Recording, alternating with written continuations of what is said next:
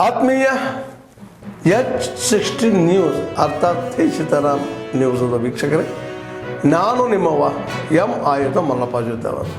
ತಾವು ಈಗ ಸುದ್ದಿಗಳ ಲೋಕಕ್ಕೆ ಎಂಟ್ರಿ ಹೊಡಿತಾ ಇದ್ದೀರಿ. ಈ ಸುದ್ದಿಗಳನ್ನು ಪ್ರತಿಯೊಂದು ನೋಡೋ ಜೊತೆಗೆ ನಿಮ್ಮ ಅಭಿಪ್ರಾಯಗಳನ್ನು ಹಚ್ತಾ ಇರ್ರಿ. ಯಾಕಂದರೆ ಈ ಸುದ್ದಿಗಳು ನಿಮಗಾಗಿ, ನಿಮ್ಮ ಬದುಕಿಗಾಗಿ, ನಿಮ್ಮ ವೈಚಾರಿಕೆಗಾಗಿ, ನಿಮ್ಮ ತಿಳುವಳಿಕೆಗಾಗಿಯೂ ನಿಮಗೂ ಗೊತ್ತು.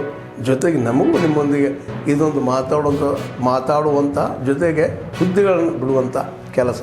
ಈ ಕೆಲಸದಲ್ಲಿ ನಾವು ನಿಮ್ಮೊಂದಿಗಿದ್ದೀವಿ ಅಂತ ಹೇಳ್ತಾ ನೋಡ್ತಾ ಇರಿ ಸುದ್ದಿಗಳನ್ನು. Turn the lights down and just put this on. It's right behind you. Johan. This parliament can do, with or without you, people are going to occupy land. We require no permission from you, from the president, from no one. We don't care. We can do whatever you want to do. Who are you to tell us whether we can occupy land or not? We are going to occupy land. South African occupy land. That's who we are. Withdraw my membership from this useless parliament.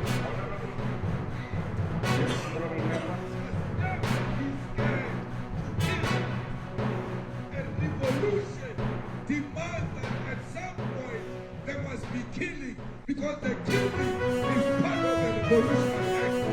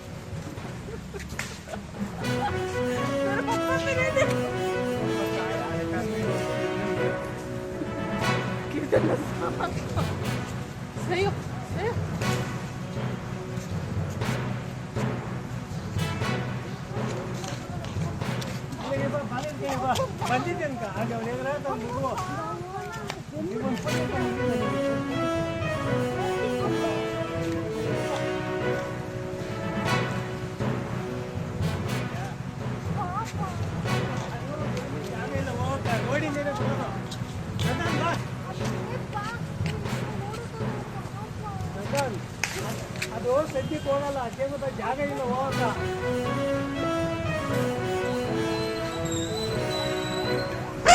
AICC ಅಧ್ಯಕ್ಷರು ಈ ಹಿಂದೆ ಲೋಕಸಭೆಯಲ್ಲಿ 2014ರಿಂದ 19ವರೆಗೂ ವಿರೋಧ ಪಕ್ಷದ ನಾಯಕರಾಗಿ ಕೆಲಸವನ್ನು ಮಾಡಿರುವಂತಹ, ಈ ದೇಶದಲ್ಲಿರುವಂತಹ ಅತ್ಯಂತ ಹಿರಿಯ ರಾಜಕಾರಣಿಗಳಲ್ಲಿ ಒಬ್ಬರಾದಂತಹ ಮಲ್ಲಿಕಾರ್ಜುನ ಖರ್ಗೆ ಸಾಹೇಬರು ಸಾರ್ವಜನಿಕ ಸಭೆಯನ್ನು ಉದ್ದೇಶಿಸಿ ಮಾತನಾಡಬೇಕಾದ್ರೆ ಇತ್ತೀಚೆಗೆ ಭಾರತ ನಡೆಸಿದಂತಹ ಆಪರೇಷನ್ ಸಿಂಧೂರ್ ಬಗ್ಗೆ ಹೀಗಳೆಯುತ್ತಾ ಹೇಳ್ತಾರೆ, ಅದು ಚುಟ್ಪುಟ್ ದಾಳಿ ಅಂತಂದ್ರು. ಖರ್ಗೆ ಸಾಹೇಬ್ರಂತವರ ಬಾಯಲ್ಲಿ ಆಪರೇಷನ್ ಸಿಂಧೂರ್ ಬಗ್ಗೆ ಈ ಚುಟ್ಪುಟ್ ದಾಳಿ ಅಂತ ಹೇಳಿ ಈ ರೀತಿ ಕ್ಷುಲ್ಲಕವಾಗಿ ಬಹಳ ಹಗುರವಾಗಿ ಮಾತುಗಳು ಬಂದಿದ್ದು ನನಗೆ ಆಶ್ಚರ್ಯವನ್ನು ತಂತು. ಈ ಖರ್ಗೆ ಸಾಹೇಬ್ರು ಯಾಕಾಗಿ ಅವ್ರ ಮಗನ ತರ ಮಾತಾಡಕ್ ಶುರು ಆಗ್ಬಿಟ್ಟಿದ್ದಾರೆ?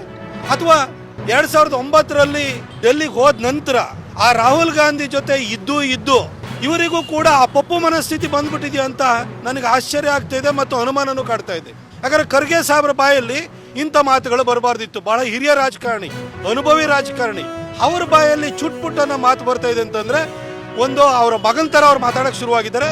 ಇಲ್ಲೇ ರಾಹುಲ್ ಗಾಂಧಿ ಇನ್ಫ್ಲೂಯೆನ್ಸ್ ಜಾಸ್ತಿ ಆಗಿ ಅವರು ಕೂಡ ಪಪ್ಪು ಆಗ್ಬಿಟ್ಟಿದ್ದಾರೆ ಅಂತ ಅನ್ಸುತ್ತೆ. ಖರ್ಗೆ ಸಾಹೇಬ್ರೆ, ಆಪರೇಷನ್ ಸಿಂಧೂರ್ ಬಗ್ಗೆ ನೀವು ಚುಟ್ಪುಟ್ಟ ದಾಳಿ ಅಂತ ಹೇಳ್ತಿರಲ್ಲ, ಈ ಚುಟ್ಪುಟ್ಟ ದಾಳಿ ನೀವು ಹೇಳ್ದಾಗೆ ಈ ಚುಟ್ಪುಟ್ಟ ದಾಳಿಯ ನಂತರ ಚೀನಾದ ಫೈಟರ್ ಜೆಟ್ಗಳು ಏನ್ JF-17 ಇದೆ ಹಾಗೂ ಅವರ ಕ್ಷಿಪಣಿ ಏನಿದೆ HQ-9 ಇದೆ, ಅದ್ರ ಮಾರ್ಕೆಟ್ 10% ಗಿಂತ ಜಾಸ್ತಿ ಬಿದ್ದೋಗಿದೆ. ಅವ್ರಿಗಿದ್ದಂತ ಇಂಟರ್ನ್ಯಾಷನಲ್ ಮಾರ್ಕೆಟ್ ಅಲ್ಲಿ ಇದ್ದಂತ ಆರ್ಮ್ಸ್ ಏನು ಮಾರ್ಕೆಟ್ ಅಲ್ಲಿ ಇದ್ದಂತ ಡಿಮಾಂಡ್ ಏನಿದೆಯಲ್ಲ ಅದು ಕುಸಿಯೋದಕ್ಕೆ ಕಾರಣ ಏನಾಯ್ತು? ಈ ಚುಟ್ಪುಟ್ಟ ದಾಳಿನೇ ಸರ್. ಈ ಚುಟ್ಪುಟ್ಟ ದಾಳಿ ನಂತರ ಚೈನಾದವ್ರು ಏನು ಕೊಚ್ಕೊಳ್ತಾ ಇದ್ರು JF-17 HQ-9 ಅಂತ ಹೇಳಿ ಅವರ ಏರ್ ಡಿಫೆನ್ಸ್ ಸಿಸ್ಟಮ್ ಎಲ್ಲ ಕೂಸ್ತು ಹೋಗಿ ಅದಕ್ಕೆ ಕಳಪೆದ್ದು ಅಂತಾಗಿ ಇವತ್ತು ಇಂಟರ್ನ್ಯಾಷನಲ್ ಮಾರ್ಕೆಟ್ ಅಲ್ಲಿ ಅವರಿಗೆ ಬಯರ್ಸಿಲ್ದಂಗೆ ಆಗ್ತಾ ಇದೆ. ಈ ಚುಟುಪುಟ್ಟು ದಾಳಿಯ ನಂತರನೇ ಸರ್ ಪಾಕಿಸ್ತಾನದ 11 ಏರ್ ಫೀಲ್ಡ್ಗಳು ನಾಶವಾಗಿರುವಂಥದ್ದು. ಈ ಚುಟುಪುಟ್ಟು ದಾಳಿಯ ನಂತರ ನಮ್ಮ ಬ್ರಹ್ಮೋಸ್ಗೆ 17 ರಾಷ್ಟ್ರಗಳಿಂದ ಇವತ್ತು ಡಿಮಾಂಡ್ ಬಂದಿದೆ ಸರ್. ಈ ಚುಟುಪುಟ್ಟು ದಾಳಿಯ ನಂತರ ಸರ್ ನಿನ್ನೆ ಸಲ್ಮಾನ್ ಖುರ್ಷಿದ್ ಅವರು ನಿಮ್ಮ ರೀತಿಯಲ್ಲೇ ಬಹಳ ಹಿರಿಯ ರಾಜಕಾರಣಿಯವರು, ಅವ್ರ ಹೇಳಿಕೆನ ನೋಡಿ. ಈ ಚುಟುಪುಟ್ಟು ದಾಳಿ ನಂತರನೇ ಪಾಕಿಸ್ತಾನದ DGMO director general of military operations ಅವರು ಕರೆಯನ್ನ ಮಾಡಿ ಕದನ ವಿರಾಮವನ್ನು ಮಾಡ್ಕೊಳ್ಳೋಣ ಅಂತ ಭಾರತಕ್ಕೆ ಕರೆ ಮಾಡಿದ್ದು ಪಾಕಿಸ್ತಾನದ DGMO ಅನ್ನೋದನ್ನ ಸಲ್ಮಾನ್ ಖುರ್ಷಿದ್ ಅವರೇ ನಿನ್ನೆ ಬಹಿರಂಗವಾಗಿ ಹೇಳಿದ್ದಾರೆ. ಈ ಚುಟುಪುಟ್ಟು ದಾಳಿ ಆಗಿದ್ದಿದ್ರೆ ಅವ್ರು ಯಾಕೆ ಸರ್ ಕರೆ ಮಾಡ್ತಾ ಇದ್ರು ಸರ್? ಯೋಚನೆಯನ್ನ ಮಾಡಿ ಸರ್. ಪಾಕಿಸ್ತಾನದ ಪ್ರಧಾನಿ ಶಹಬಾಜ್ ಶರೀಫ್ ಅವರು ಮಿಲಿಟರಿ ಆಫೀಸರ್ಸ್ ಅನ್ನ ಹಿರಿಯ ಅಧಿಕಾರಿಗಳನ್ನು ಉದ್ದೇಶಿಸಿ ಮಾತನಾಡ್ತಾ ಹೇಳ್ತಾರೆ, ಈಗ 3-4 ದಿನಗಳ ಹಿಂದೆ ಮೇ 9 ಮತ್ತು 10ನೇ ತಾರೀಕು ರಾತ್ರಿ 2:30 ಪಾಕಿಸ್ತಾನದ ಆರ್ಮಿಯ ಜನರಲ್ ಆಸಿಮ್ ಮುನೀರ್ ನನಗೆ ಕಾಲ್ ಮಾಡಿ ಭಾರತ ಮಿಸೈಲ್ ದಾಳಿಯನ್ನ ಮಾಡಿದೆ, ಕ್ಷಿಪಣಿ ದಾಳಿಯನ್ನ ಮಾಡಿದೆ ಅಂತ ನನ್ನನ್ನು ಎಬ್ಸಿದ್ರು ಅಂತ ಹೇಳ್ತಾರೆ. ಸರ್ ಇದು ಚುಟ್ಪುಟ್ಟು ದಾಳಿ ಅಂದ್ರೆ ಮಿಸೈಲ್ ಹಾಕ್ತಾರ ಸರ್?